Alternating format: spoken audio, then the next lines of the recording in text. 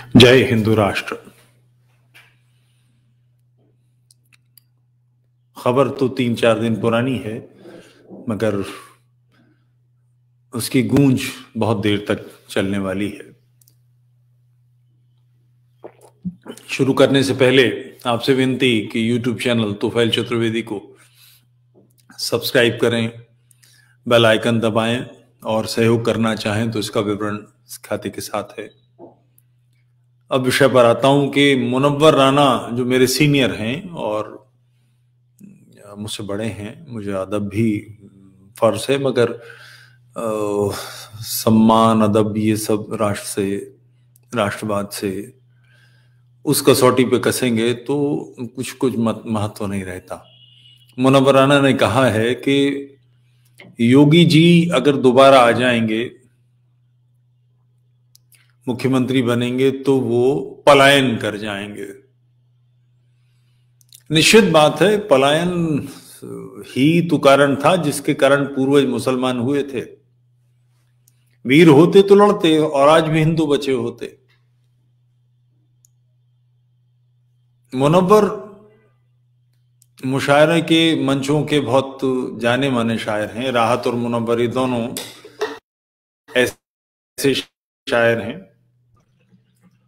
मुनव्वर अपनी आखिरी last leg पे हैं, आखिरी शाम आ चुकी है जिंदगी की, मगर उत्पात से बाज नहीं आते। उसका कारण भी है कि उनके अपने परिवार के झगड़े और जो समस्या, वैसे तो बहुत मामा फैलाई उन्होंने। उनकी एक किताब है घर अकेला हो गया, उस पर एक जुमला सूझा था मुझे, माँ को खालू ले गए और घर अकेला हो गया। मामा करते हैं, मगर सच बात यह है कि इनके छोटे भाई उनका हक मार रहे हैं। इनके बेटे ने इनके भाई पर गोली चलाई और वो रिकॉर्ड हो गई, तो झंझट हुआ, तो एकदम से इस्लामी कार्ड कि हमें इस्लाम मुसलमान होने की वजह से सताया जा रहा है। ये सारे काम वो करते हैं। तो खैर, उनकी एक किताब है मुहाजिरनामा, उसकी कुछ पंक्तियां आपको पढ़ के सुनाना चाहूंगा। ऐसी हु करके रोते हुए वाक्य, सिसकियां भरते जुमले इसमें मिलेंगे। मुहाजिरनामा जो भारत से पाकिस्तान चले गए मुसलमान, जिन्होंने देश विभाजन का जो कार्य था, सारे भारत के इस्लामियों ने उसके पक्ष में 45-46 के इलेक्शन में वोट दिया था, और कोई 70 लाख से कुछ कम लोग माइग्रेट हुए थे, जिसमें से 55 से 60 लाख लोग पंजाब के हैं। यानी शेष भारत से 10-15 लाख लोग गए। जो भारत के विभाजन के जिम्मेदार थे वो सब के सब कमबख्त नहीं रहे। सभी का खून है शामिल हम यहाँ की मिट्टी में, किसी के बाप का हिंदुस्तान थोड़ी, हमारे ही बाप का, इनके बाप का हिंदुस्तान नहीं है। इन्होंने भारत के टुकड़े करने के लिए काम किया था। सारे मुस्लिम लीगी थे कमबख्त ये। बहरहाल झूठ बोलते हैं। तो यहां से जो पाकिस्तान चले गए वो महाजिर कहलाते हैं। उनके सिलसिले में इन्होंने किताब लिखी है। यानी पाकिस्तान में जो यहां से चले गए उनके लिए रोना रो रहा है। अब उसकी पंक्तियां सुनिए। कस्टोडियन की चक्की में पिसती हुई जमींदारी, बेमुरव्वती से नीलाम होते हुए खेत और बागात, जेवर की सूरत में बेशर्मी से सुनार की दुकानों में कैद होती हुई पर्दा नशीन औरतों की आबरू, सर्द मेहरी से फरार पर हिजरत की मोहर लगाते हुए खानदानी और खूनी रिश्ते, अपने आप को अकेला महसूस करते ही हवेलियों और घरों में कैद हुए टूटे फूटे जमींदार, कैदे तन्हाई की सजा काटते हुए अपनी हवेलियों में बीमार ऊंटों की तरह मर जाने वाले वो गयूर यानी घमंडी लोग, जो फिर कभी अपनी जमीनें इस खौफ से देखने नहीं गए कि उनकी जमीनों में भी सरहद पर खींची जाने वाली काली लकीरों के सिर उगाए। जने क्या अंड बंड ऊट पटाक बेसिर पैर की बातें। जमींदारी बेसिकली क्या था कि अंग्रेज ने इलाके अंग्रेज से खरीदे जाते थे, उसमें गांव बसाए जाते थे, खेती कराई जाती थी। वो काम आउटडेटेड हो गया, खेती फायदे का सौदा नहीं रही, और 10 तरह के काम आ गए। वो काम किए नहीं इस्लामी लोगों ने। नतीजा ये जो पंचर पुत्र कहा जाता है, इसीलिए तो कहा जाता है कि वो पंचर लगाते हैं या वो इस तरह के काम करते हैं। फलों के ठेले लगाने, सब्जी के ठेले लगाने, ये कोई छोटा मोटा काम नहीं है, सरल काम नहीं है, अच्छा पैसे का काम है। बहरहाल वो ये करते हैं। और जो जमींदार थे बेसिकली जेवर किसी साहूकार की दुकान पे बिकने घर के क्यों गए? खाने के लिए पैसा नहीं है, झूठी शान दिखानी है, तो जिम्मेदार कौन है? बहरहाल उसका ऐसा हाहाकार और ऐसा रोना मचाते हैं, उसी में कहते हैं मैं हिंदुस्तान की तकसीम को जमीन का बंटवारा बिल्कुल नहीं समझता। करा किसने था? जिम्मेदार कौन है इसके लिए? इस्लाम। मैं इसे दुनिया की एक ज़हीन कौम और अजीम हिंदुस्तान से यहूदियों और ईसाइयों का खौफनाक इंतकाम समझता हूं। हिंदुस्तान का बंटवारा यहूदी और ईसाइयों ने करा। इस्लाम मतलब एक तो यह होता है कि आदमी अपनी खूबी से जीत कायम करे अपनी, एक ये कि अपनी खराबियों को भी हुस्न की तरफ पेश किया जाए, ये वो काम है। अगर हिंदुस्तान की तकसीम न हुई होती तो इजराइल फिलिस्तीन की जमीन पर कब्जा नहीं कर सकता था। वो कैसे? अगर हिंदुस्तान की तकसीम न हुई होती तो अरब के तेल ठिकानों पर अमेरिका की इजारेदारी नहीं होती। अबे इस जो अरब के तेल ठिकाने हैं वो निकाले किसने, खोजे किसने? अरबों ने क्या करा इसमें? हरामखोरी के अलावा कुछ करते हैं अरब? ये जिन गोरों ने इसको खोजा, उन्होंने इसकी रिफाइनरी लगाई, उन्होंने सिस्टम बनाए, ये तो सिर्फ पैसा लेते हैं। अरबों को ऐसे पेश किया जा रहा है जैसे दुनिया की बड़ी ज़हीन कौम है वो। अगर हिंदुस्तान की तकसीम न हुई होती तो फौजी साज सामान और लगातार कई जंगों में बर्बाद होने वाली दौलत से हम रूस और अमेरिका से पहले चांद पर पहुंच चुके होते। महाजरीन की तरफ से ये कहा जा रहा है। महाजरीन यानी पाकिस्तान। अर्थात हम पर हमला किसने किया? सारे कभी भारत ने शुरुआत की, उसके बावजूद कहते हुए जबान नहीं गल जाती। जबान तो गल रही है, और वो प्रभु की लाठी लगी है, मुंह में बढ़िया वाला कैंसर हुआ, सारा उसका काम हुआ, मगर झूठ बोलते शर्म नहीं आती।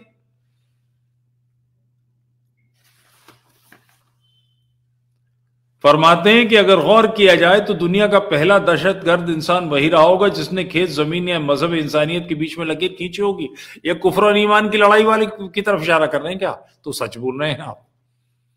ये दीवार किसने खींची? किसने कुफ्र और ईमान सिखाया? किसने दारुल हरब और दारुल इस्लाम किया? दुनिया में दुनिया के दो भाग करके इनके भिन्न प्रकार से और उनको युद्ध क्षेत्र कह के सबको भ्रष्ट करने का काम किसने सोचा है? इसकी जिम्मेदारी किस पर? मोहम्मद पर, उसके साथियों पर। ये कहते इस बात को भी तब करतूतों को कारनामों की तरह बयान करना कोई सीखे तो मुनव्वर आना सीखे। उसी में जो वो उनकी गजल है, बहुत सारी बड़ी लंबी चौड़ी गजल है, मैं उसके कुछ शेर पढ़ के सुनाना चाहता हूं आपको।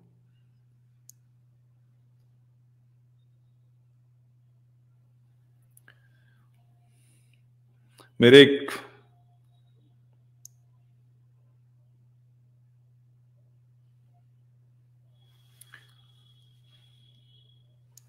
बहुत रोई थी हमको याद करके बाबरी मस्जिद, उसे फिरका परस्तों में अकेला छोड़ आए हैं। बाबरी मस्जिद सुप्रीम कोर्ट के फैसले से हिंदुओं को दी गई है। 5 जजों की बेंच थी जिसमें एक मुसलमान था। इसकी खुदाई करने पर आदेश थे कि इसमें 1/3 से अधिक संख्या में मुसलमान लेबर रखी गई। उसके इंचार्ज मुसलमान थे। उन्होंने खोजबीन की, खुदाई करने के बाद बताया कि इसकी जड़ में मंदिर है। निर्विवाद तथ्यों पर, निर्विवाद किसी प्रकार की कहीं कोई उलझन नहीं, बिल्कुल क्लीन सुप्रीम कोर्ट ने फैसला दिया है कि ये हिंदू मंदिर को तोड़कर बाबर ने बनाई थी। बहुत रोई थी हमको याद करके बाबरी मस्जिद, उसे फिरका परस्तों में अकेला छोड़ आए हैं। फिरका परस्त बाबर ने, बल्कि इस्लाम ने मंदिर तोड़कर बाबरी मस्जिद बनाई थी। और वो कोई एक मंदिर नहीं तोड़ा है भारत भर में, सारी दुनिया में, बल्कि मक्का से खुद मोहम्मद ने 360 बुत निकाले, 360 मूर्तियों को ध्वस्त किया। तो ये पाप कोई नया नहीं है, सदैव से होता रहा है। मगर उसको भी, मतलब बाबरी मस्जिद अगर ढह गई तो फिरका परस्तों ने काम किया। अजीब और गरीब ये कुफ्र और ईमान का जहर कितना अंदर उतरा हुआ है कि आपको मानवता कसौटी नहीं लगती, आपकी कसौटियां भी इस्लाम है। और उसके असर से आप कहते हैं कि योगी जी आएंगे तो वो पलायन कर जाएंगे। उत्तर प्रदेश से वो बता रहे हैं कि हजारों लोग मुसलमान पलायन कर गए। कहां चले गए? अफगानिस्तान, पाकिस्तान। बल्कि आप कहां तशरीफ ले जाएंगे? सबसे अच्छी जगह तो अफगानिस्तान है। ईमान की छागल वहां, ईमान की रोशनी, सब कुछ इस्लामी ढंग से चल रहा है। मगर मजेदार बात यह है कि अफगानी पठान छोड़ छोड़ के भाग रहे हैं। 2-2.5 करोड़ तो पाकिस्तान में बसे हुए हैं। उड़ते हुए जहाज के पहियों को पकड़ के लटक कर किसी तरह, और ये भी ध्यान नहीं है कि पहिया अंदर जाएगा कुछ देर बाद, आसमान से गिरकर सबकी मौतें हुई। और ये ऐसे तेजस्वी लोग हैं जो अपनी बीवी बच्चों को छोड़कर वहां से भागे। तो खैर, आप अफगानिस्तान जाएं या पाकिस्तान जाएं या सीरिया, कैसा रहेगा? बहुत अच्छी जगह है, बहुत खूबसूरत। वहां जाएं, ईमान की छांव में, झुलसती हुई सुलगती हुई छांव में बैठें। मैं कई बार सोचता हूं कि ऐसा कैसे है कि जो तरक्की पसंदी की, कौमी यकजहती का, सांप्रदायिक एकता का ड्रामा करने वाले लोग इस किस्म की बातें करते हैं। फैज अहमद फैज इसी परंपरा के एक शायर जो कम्युनिस्ट कहलाते हैं, उनकी एक बहुत मशहूर नज्म जिस पर बड़ा हंगामा हुआ था, उसकी में भी यही है कि कसौटी उनके लिए इस्लाम ही है। सब बुत उठवाए जाएंगे, बस नाम रहेगा अल्लाह का। यानी सच आपके लिए मूर्तियों का ढाया जाना और अल्लाह का नाम रहना, यह कम्युनिज्म है। ऐसी बातें करते हुए आपको अपने दो मुंहेपन का एहसास नहीं होता। जिसे कौमी यकजहती की आप बात करते हैं, वो कौमी यकजहती गंगा जमनी तहजीब बेसिकली गंगा जमुना तहजीब नहीं है। वो मूलतः गंगा जमुना की जगह